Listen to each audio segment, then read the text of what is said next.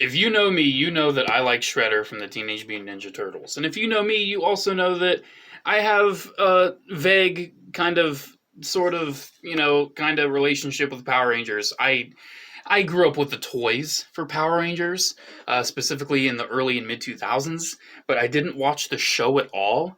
I did have some exposure to Mighty Morphin Power Rangers with the Sega Genesis video games, so it's like I knew those Rangers. They were also from my childhood, but when it comes to like the show and like character attachment and everything, I don't know and I don't really care either. But Ninja Turtles, I think that's cool. Grew up with Ninja Turtles. Shredder is by far my favorite Ninja Turtle character. Because even though the Turtles and the wacky characters are cool, I always have to go with the cool, like, badass ninja guy with the helmet and all that. He's so cool. I love him. So when Hasbro announced they were doing a Ninja Turtle Power Ranger crossover line, I figured I should at least get one of them. And I got the Green Ranger Morphed Shredder.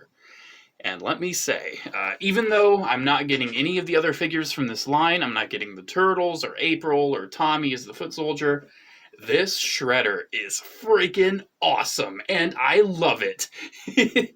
Do I really care too much about the Power Rangers side of it? Not as much. I kind of see it more as like a super cool Shredder.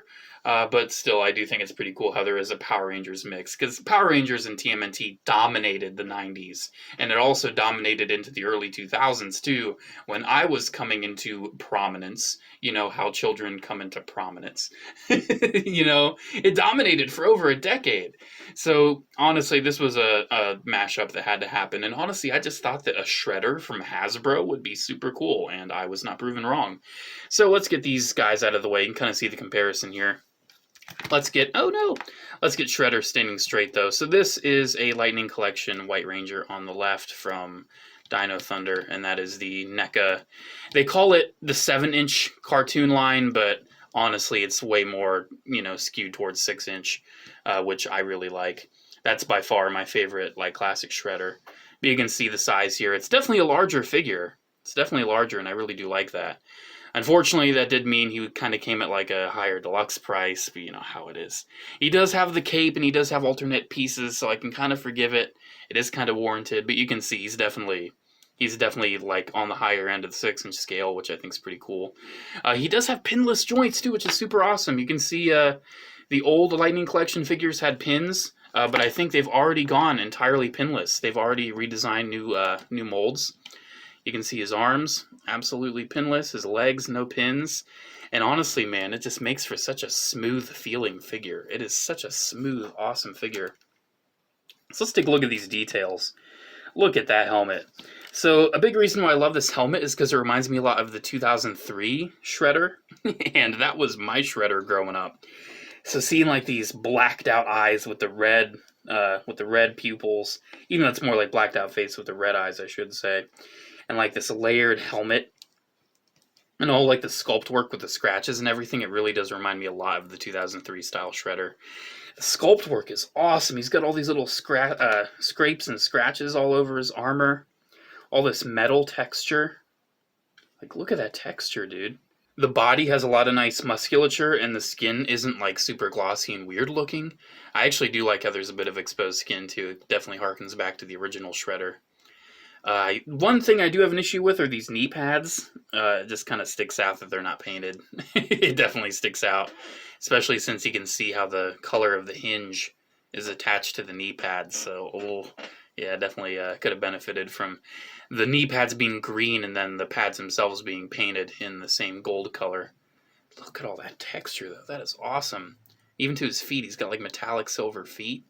Man, this is just such a cool figure. So his accessories.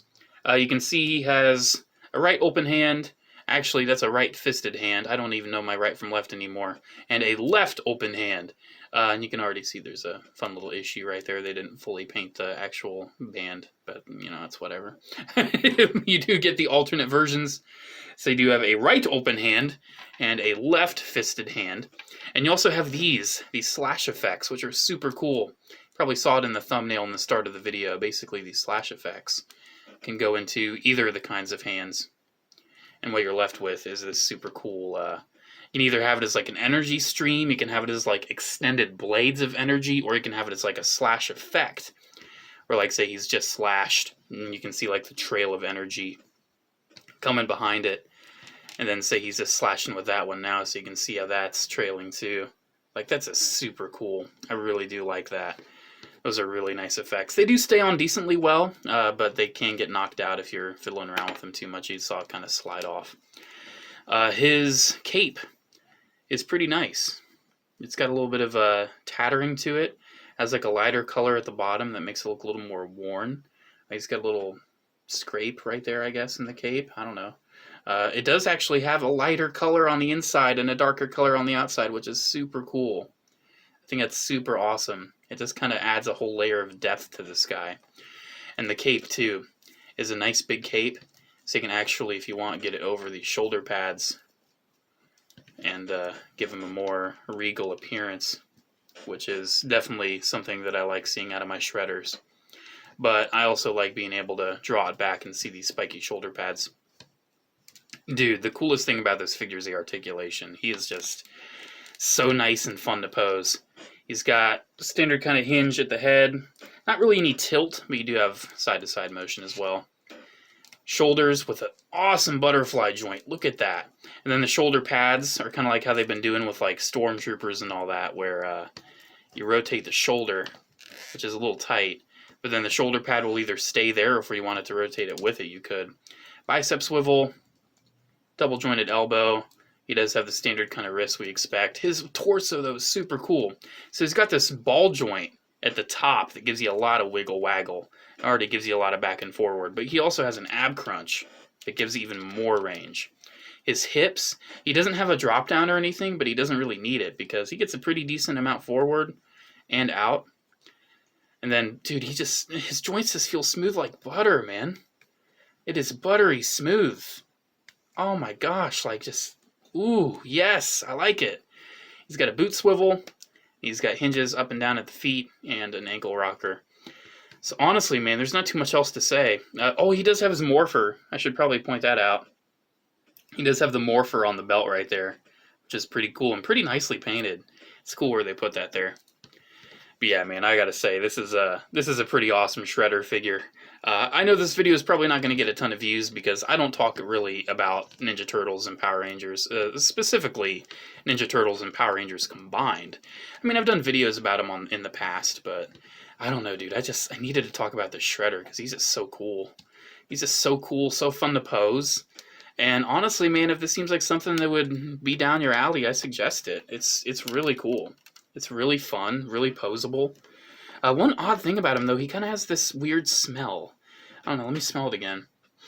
Yeah, he's got like this weird smell. I really can't describe it.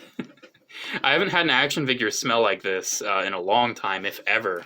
So when I got him out of the box, I got a whiff of him, and I was just like, oh, that's an interesting smell for an action figure, but figured I'd leave it off on that note.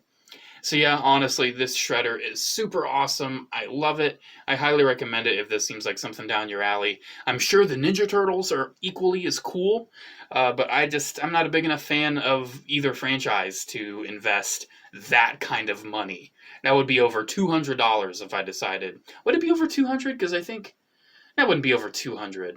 It would be definitely well over 100. Because I think it's 3 packs. Because you get 2 turtles, and then a turtle and another, and a turtle and another. See, I think it's like 3 packs to get all the rest of the figures. So I think it's like over $50 a 3-pack, something crazy like that. So yeah, you're looking at over $150. I mean, this Shredder I think was a little over 30. So you're looking at almost 200 for the whole collection. Which, if you're a big enough fan of the franchises, I think they're worth it if you're a big enough fan. But me personally, I'm not. Shredder's cool enough for me. He'll just chill with my other Shredders. He will not have any turtles to fight. But yeah, man, this is a really cool figure. I highly recommend it. Alrighty, guys, there we go. Thank you so much for watching. Special shout out to the patrons of Patreon. Thank you all so much for the continued support.